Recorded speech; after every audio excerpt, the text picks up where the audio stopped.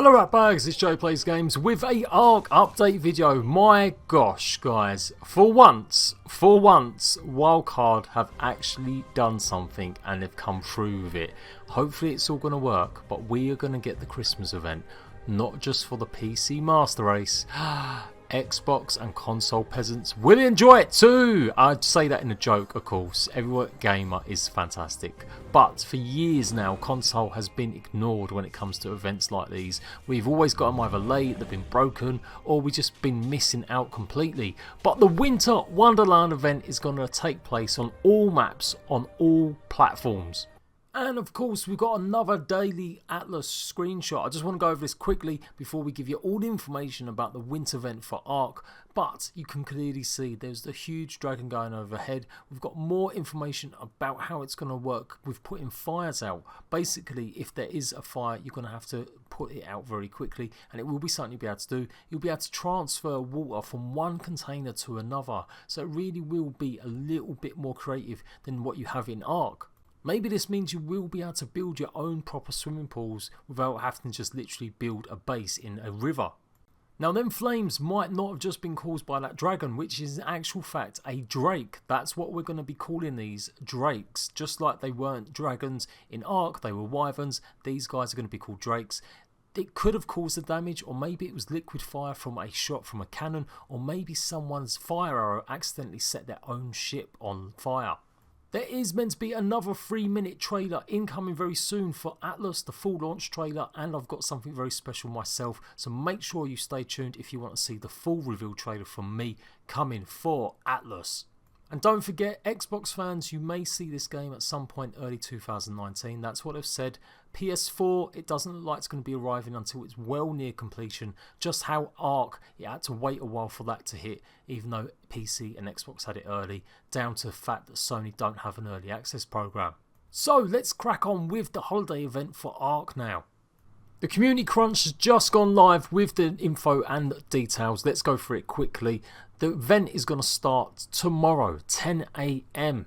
It will last all the way through to January the 7th. It's going to be on every single map and multiplayer, not just there, but also for your single player game when it updates tomorrow. The event will automatically activate on any map, even on your modded map servers. Raptor Claus will be sailing across the sky in his sleigh, airdropping presents filled with high-end loot as well as mistletoe and coal for those naughty survivors. He's going to be joined by Gacha Claus, who will also be roaming all maps in a dashing Santa hat and sporting holiday-themed colours to help out the very busy Raptor Claus. He'll be accepting your coal and in exchange will gift you holiday-themed items, or you can trade in your mistletoe for weapons and armour. Gacha Claus will also have a random chance to gift you with new special dino holiday candy when given mistletoe. This candy appears to have a strange festive effect on any creature that eats it. However, better give it a try and see what happens. Bon appetit. This is great stuff. You know what? You know, with Atlas launching, it has felt very much like the focus on ARK has switched. I'm sure you guys have seen it from all your content creators starting to look at Atlas and take maybe some attention away from ARK.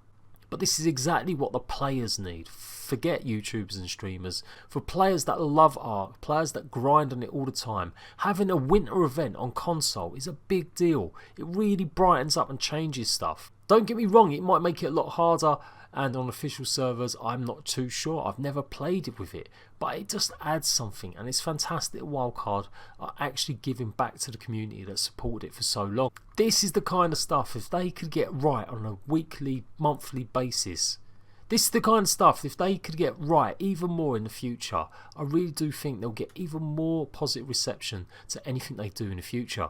You can see there's a bunch of different gifts. Obviously some of these screenshots are from the previous trailer. They've also announced they're adding a bunch of fixes as well. They're going to be going across all 3 platforms. They're doing through the backlog and fixing issues like commanding flyers improvements and better AI for the Manticore. So the information you need to know about Winter Wonderland: the Raptor Claus is going to fly over any map between 0 AM and 2 AM in game with an event enabled.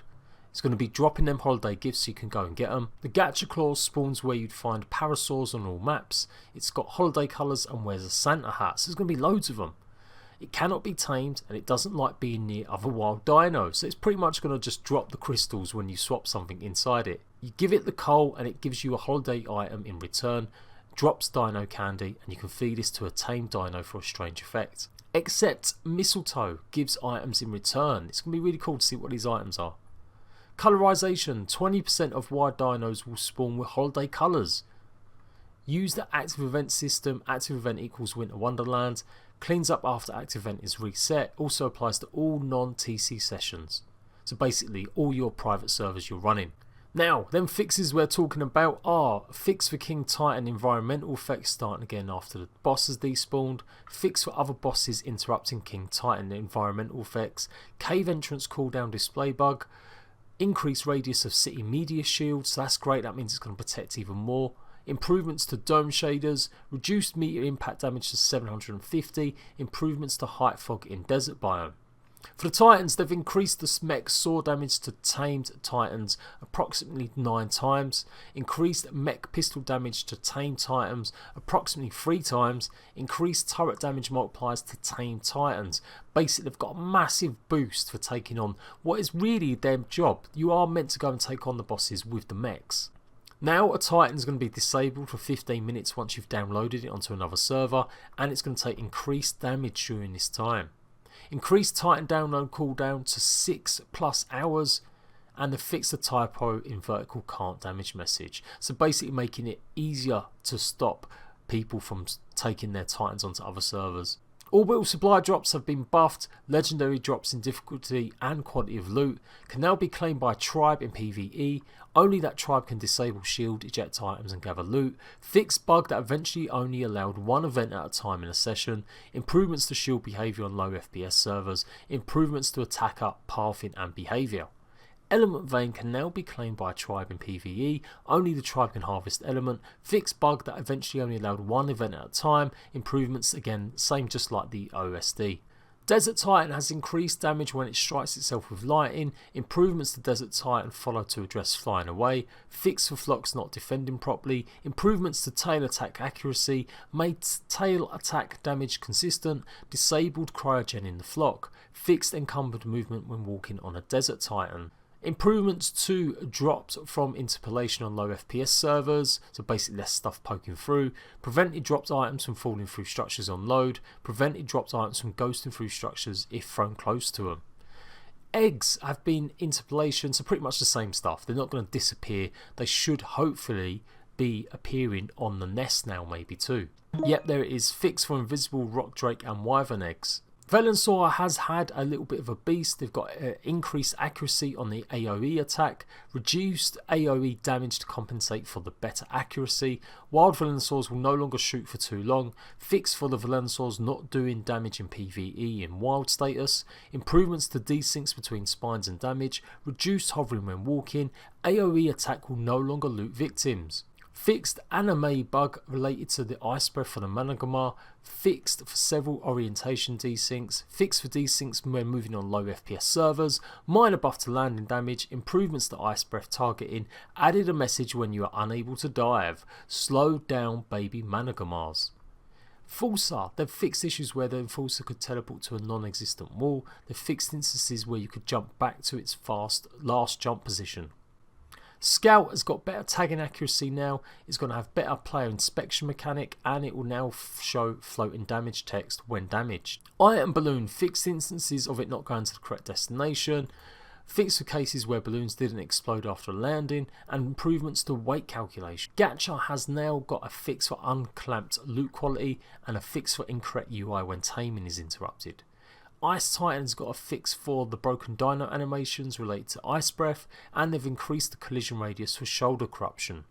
Flyers, improved flyers following when in water, added whistle land flyer command, commands a flyer to land nearby. A few fixes and then improvements to landing logic for the Manticore, performance improvements for server performance, map markers add support for decimal values, the Snow Owl slow down baby food consumption rate, the Daedon disable healing when frozen, Xbox improvements to dino quality, improvements to environmental quality. Yes, hopefully no more origami paper dinos on the Xbox. On top of that, they are adding another batch of the sponsored mod program. They're going to be opening it up again, and you're going to be able to apply for it if you've got a mod you're going to be making from January the 1st. That is probably one of the best updates they have given in a while, because it is lots of good news. It shows they're fixing stuff. Hopefully they're going to keep on with this attitude, and we can hopefully get a lot more love back for Ark, particularly from console. I'm actually excited about trying it out. I've never tried the Winter Wonderland event. It sounds pretty cool. We've only ever had parts of it on console before, so it'd be really cool to jump around and run about and see what I can get from Santa Gacha.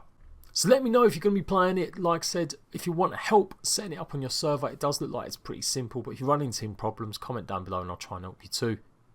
I am Jade Plays Games. I will be back with more important Ark news as it happens. I may not be playing it much lately, and I am getting excited a little bit about Atlas. But that doesn't mean I'm stopping the news. I will always give you updates when they are important. No clickbait bullshit. So make sure you like this video, and I'll see you ratbags in the Winter Wonderland.